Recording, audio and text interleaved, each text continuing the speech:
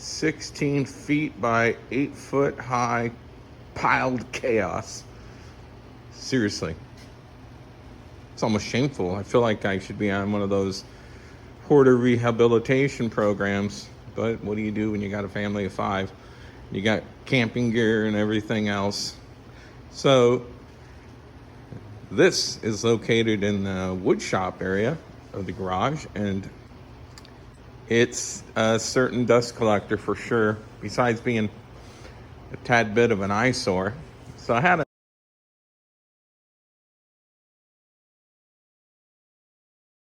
an idea. I'm going to enclose it, and I want to do it the least expensive way possible. After I get this bottom shelf in here, I am going to make 4 pieces, 4x8 doors. They are going to cover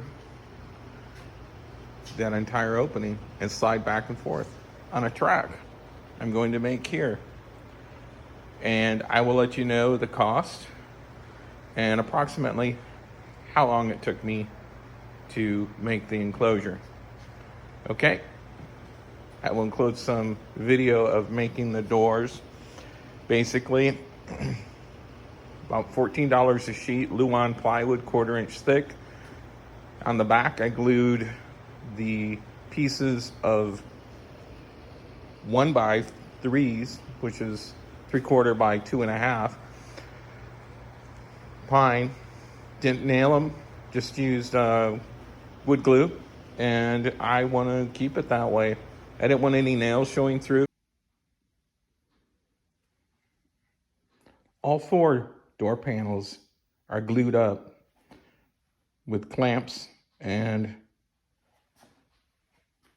a liberal amount of Gorilla Glue. I think every compression clamp I own is here. Each panel was glued up and left to dry overnight. This is a 1x3s with the Luan plywood. I chose the Luan simply because I thought it looked better than the birch for this application. I think it will hide dirt in the garage.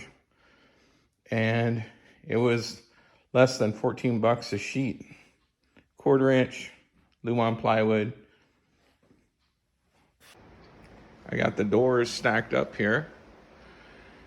They're glued and just hanging out, waiting for a home. This is the 3/4 inch thick, AKA 1 inch by 3 inch pine, glued to the Luan plywood, them to sliding doors, you know.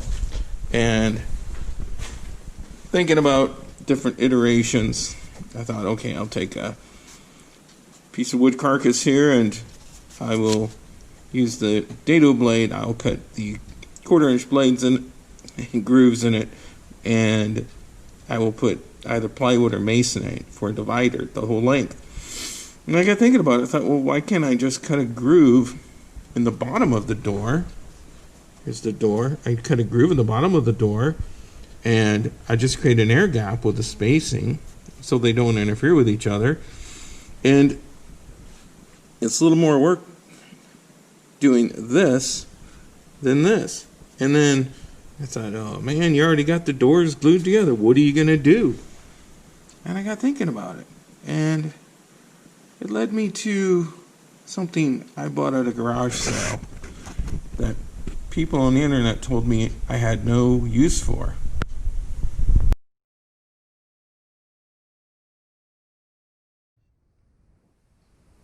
Okay, class, it's quiz time. Who knows what a biscuit jointer is? You know, did you ever see one of these back in the day? I remember Norm Abram was taunting one of these when I was in college watching New Yankee Wood Shop or something like that. Norm's a terrific guy.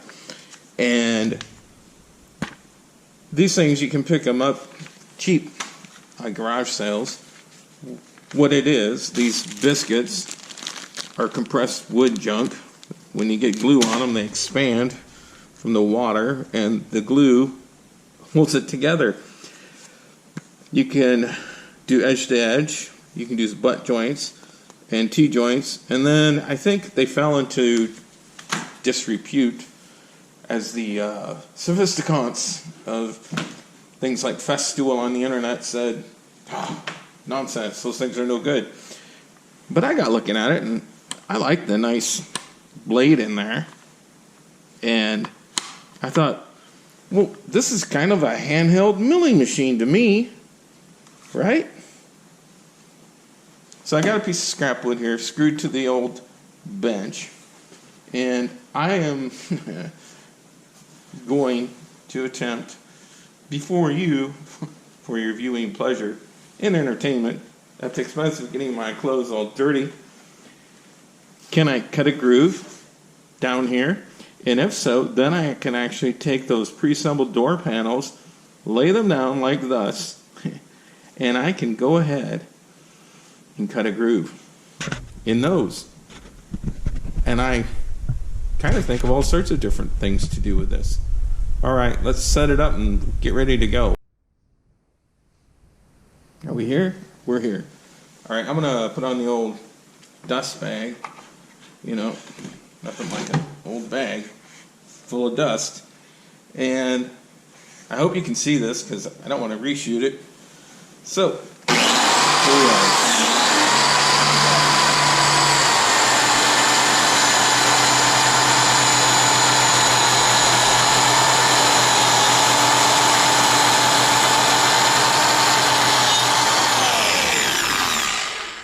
Holy smokes. I'm liking this. Check that out. All right. Oh yeah.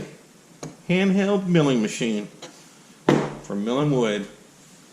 Rock and roll, baby.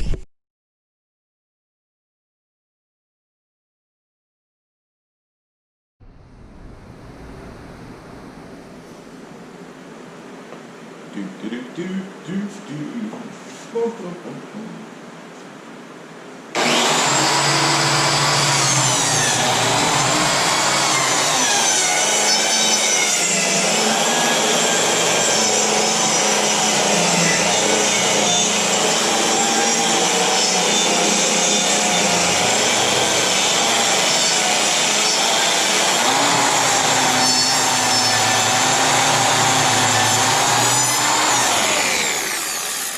Innovation is also using an existing process in a new means, a manner which it may not have been intended for originally, but yet works. Isn't she beautiful?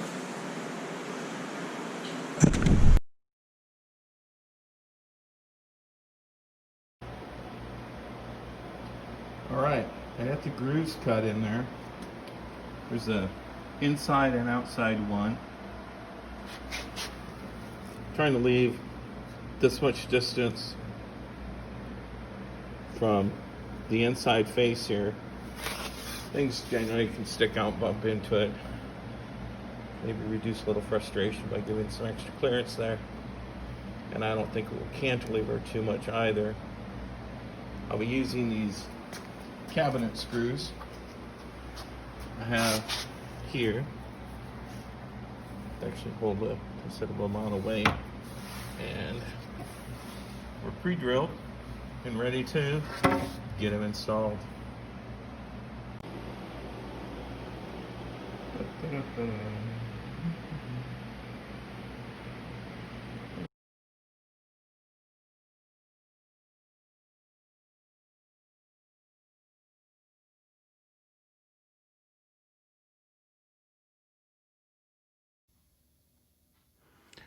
All right, got the doors in, got them aligned.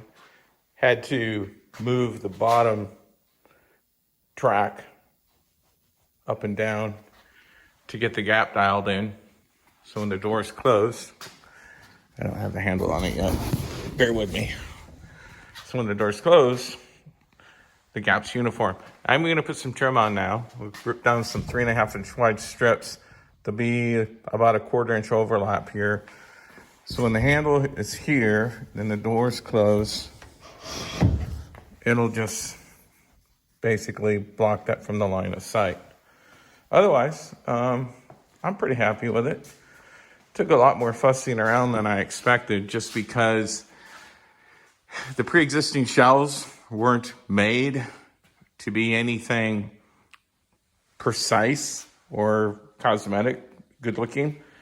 And trying to add this onto it was a bit more challenging, I think, than it could have been if it would have just started out with the end in mind. But anyway, you make do with what you have, and things work out. So I'll get the trim on, and we'll come back and see how it turns out. Fingers crossed.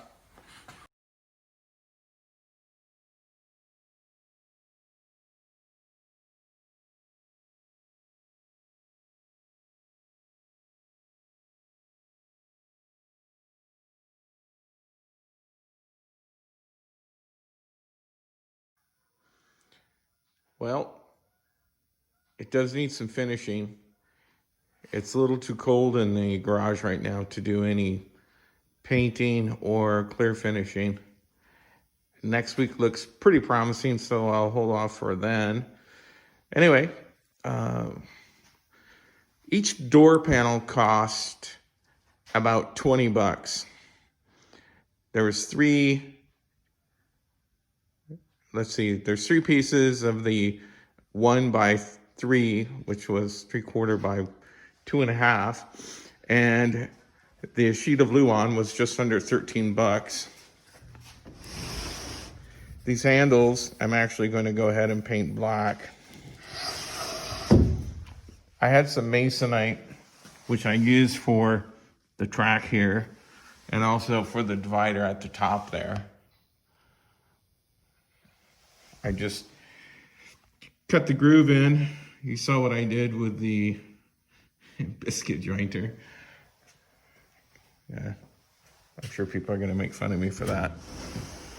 But so far, I'm okay with it. I mean, the key was just to see how easy and cheap I could do something. Hey, there's my clamp.